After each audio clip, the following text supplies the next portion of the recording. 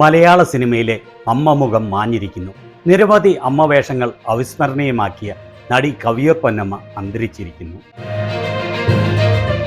80 വയസ്സുകാരിയായ അവർ വാർദ്ധക്യ സഹജമായ അസുഖങ്ങളെ തുടർന്ന് എറണാകുളം ലിസി ആശുപത്രിയിൽ ചികിത്സയിലായിരുന്നു.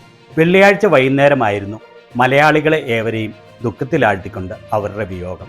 മലയാള സിനിമയിൽ ഇത്രയധികം അമ്മ വേഷങ്ങൾ തന്മയത്വത്തോടെ അവതരിപ്പിച്ച വേറെ ഒരു നടിയില്ല എന്ന് തന്നെ പറയാം. വളരെ മികച്ച ഗായികയായിരുന്ന അവർ ഗായികയായിട്ടാണ് തൻ്റെ കലാജീവിതം ആരംഭിച്ചത്. പിന്നീട് KPACയിലൂടെയാണ് നാടകരംഗത്ത് അരങ്ങേറിയത്. നാടക അഭിനയത്തിലൂടെയാണ് സിനിമയിൽ എത്തിച്ചേരുന്നത്.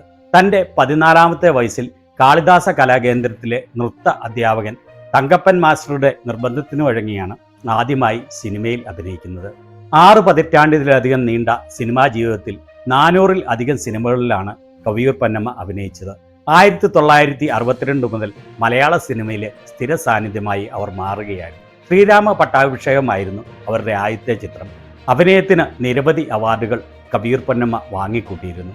മോഹൻലാലിൻ്റെ കഥാപാത്രങ്ങൾക്ക് ഏറ്റവും കൂടുതൽ അമ്മയായി വേഷമിട്ട അവരുടെ ജോഡി മലയാളത്തിലെ ഏറ്റവും മികച്ച അമ്മ മകൻ കഥാപാത്രങ്ങൾക്കാണ് ജന്മം നൽകിയത്. കുറേ നാളുകളായി അനാരോഗ്യം മൂലം സിനിമയിൽ നിന്ന് വിട്ടുനിൽക്കുകയായിരുന്നു അവർ. അവരുടെ അവസാനത്തെ ചിത്രം 2021 റിലീസ് ചെയ്ത ആണും പെണ്ണും എന്ന സിനിമയാണ്.